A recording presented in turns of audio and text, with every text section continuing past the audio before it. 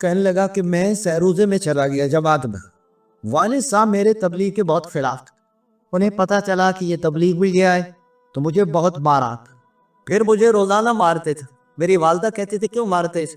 تبلیغ کو برا کام ہی جو آپ اس کو مارتی، پھر باہر لے جا کے مارتے تھے۔ کہتے جب میں مسجد جاتا تھا تو میرے چہرے پر کپڑا ڈال کے لے کے جاتے تھے کہ دونوں تبلیغ والوں کو دیکھنا بھی نہیں، اتنا سخت تھا۔ اور کہتے مجھے سنت لباس نہیں پہننے دیتا تھا کہ پینٹ شرٹ پہن۔ اچھا میں گھر میں تو پینٹ شرٹ پہنتا تھا، اور میں نے کرتا شلوار پگڑی مسجد میں رکھی ہوئی تھی۔ ابا جان وکیل عدالت چلے جاتے، میں مسجد جاتا، وہ پینٹ شرٹ باہر رکھ دیتا تھا، شلوار پگڑی باندھ کے کالج جاتے، دعوت بھی دیتا تھا اور وہاں کالج بھی پڑھنا۔ ابا جان کبھی کبھی کالج بھی آ جاتے تھے، لڑکے مجھے بتا دینے کمالے بہت سخت ہے، وہ دروازے میں داخل ہوتے ہی آ جاتے کہ تیرا باپ داخل ہو گیا۔ ایک پینٹ شرٹ میں نے وہاں بھی رکھی ہوئی تھی کالج، جلدی سے جا کے وہ سب حالے میں جا کے پھنسا لیتا تھا، ورنہ مارتی تھی تو نے سنت لباس کی پہنا ہے۔ جب آئے گا آدمی ہوگا وہ بندھا، ایک ہوتا ہے دل کا اندھا، جس کو حضور کے طریقے میں کامیابی نظر نہیں آتی، وہ دل کا اندھا ہے۔ آنکھوں بندہ دنیا کے گڑھے میں گرتا ہے اور دل کا اندھا جہنم کے گڑھے میں جا کے گرتا ہے۔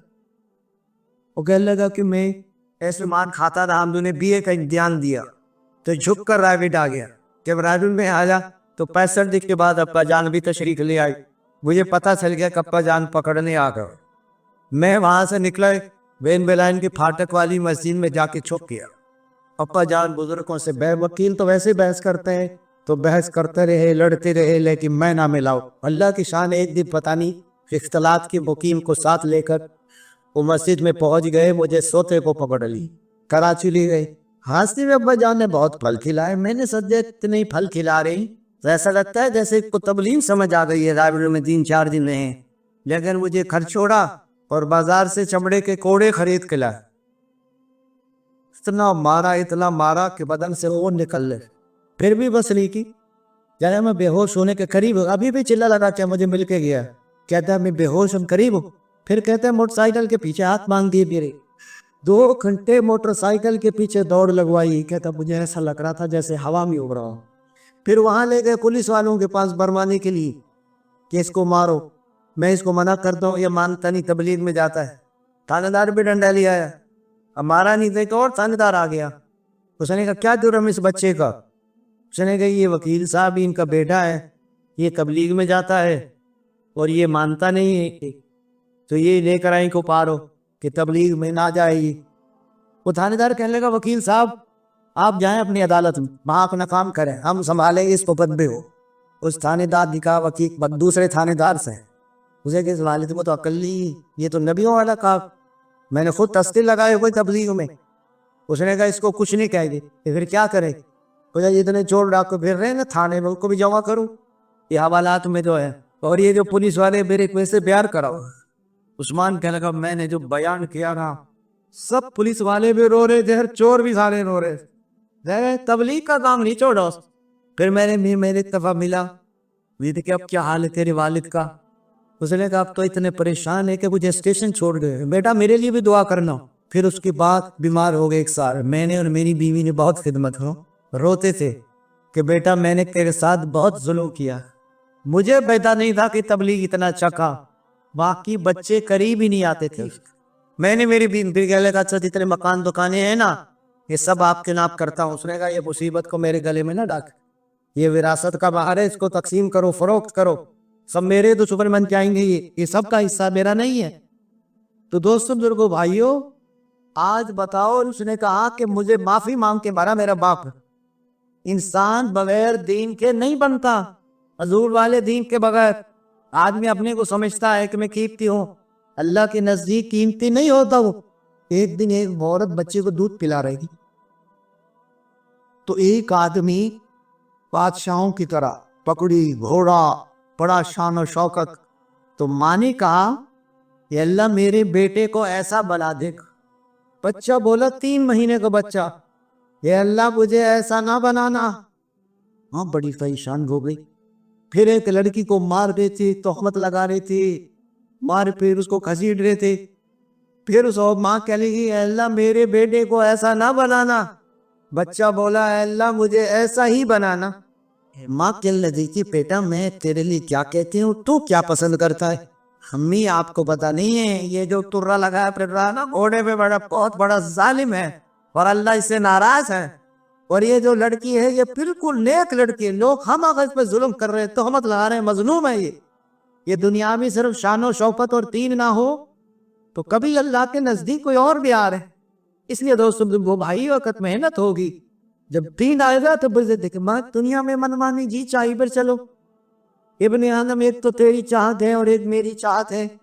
اگر تو وہ کرے گا جو میری چاہت ہے تو میں وہ بھی عطا کر دوں گا جو تیری چاہت ہے. اگر تو نے کی مخالفت اس کی جو میری چاہت ہے تو تھکا دوں گا تجھے اس میں جو تیری چاہت ہے, اور ہوگا پھر بھی وہی جو میری چاہت ہے. اللہ چاہتے میرے محبوب کی تباہ کرو.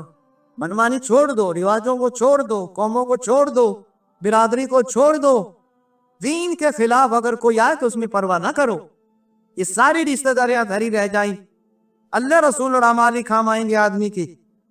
اس لیے فرمایا دوستوں کو بھائیوں, جب آدمی قربانیاں کر لیتے ہیں پھر اللہ کی مدد آتی. جیسے بدر میں آئی, جو مار رہے تھے وہ مر رہے تھے, جو پیٹ رہے تھے وہ 70 قتل ہو گئے, 70 قید میں آ گئے, اور مار کھا کے مکے کو پھر فیصلہ قدرت ہے. اللہ مسلمانوں کو غلبہ دیتے ہیں. پھر ایک زمانہ تھا کہ حضور پاک صلی اللہ علیہ وسلم نے یہ ایران کے بادشاہ کو خط لکھا اور قاصد بھیجا. وہ کہنے لگے درباری خط ہمیں دے دو, ہم پہنچا دیں. بات سے نہیں, اس کے ہاتھ میں دینا ہے. جب اس نے خط پڑھا تو غصے میں بھر دیا. میرا نام پہلے کیوں نہیں لکھا؟ اللہ کا نام, اللہ کے رسول کا نام, پھر بادشاہ کا نام. غصے میں خط پھاڑ دیا. وہ قاصد دے کر آ گیا, ہم نے اپنا کام کر دی. اس نے یہ یمن ان کے تابع تھا اور یمن والوں کے تابع تھے مکے مدینے والے. یمن کے گورنر بازان کو پیغام بھیجا تو مضبوط سپاہی بھیج کر جس نے خط لکھا ہے محمد نامی صلی اللہ علیہ وسلم کو پکڑ کر میرے پاس لیا. وہ پہنچ گئے سپاہی, بڑی بڑی ان کی پوچھیں تھی. اچھا جب یہ جا رہے تھے نا تو مکے والے ان کو مل گئے سپاہی. کہاں جا رہے؟ کہ کسرا نے بھیجا ہے محمد صلی اللہ علیہ وسلم کو لے کر. جو خوش ہو گئے کہ ہو گیا کام حضور کا, کسرا سے ٹکرا کے مچ نہیں سکتا. تو جب وہاں دیکھا بڑی بڑی مونچھیں رکھی ہوئی ہیں, تو میں مونچھیں بڑھانے کا حکم کس نے دیا ہے؟ کہ ہمارے بادشاہ کسرا نے, کہ میرے رب نے حکم دیا مونچھیں کٹاؤ اور داڑھی بڑھاؤ. دیکھا آپ تو لینے, حضور نے فرمایا صبح جواب دوں گا.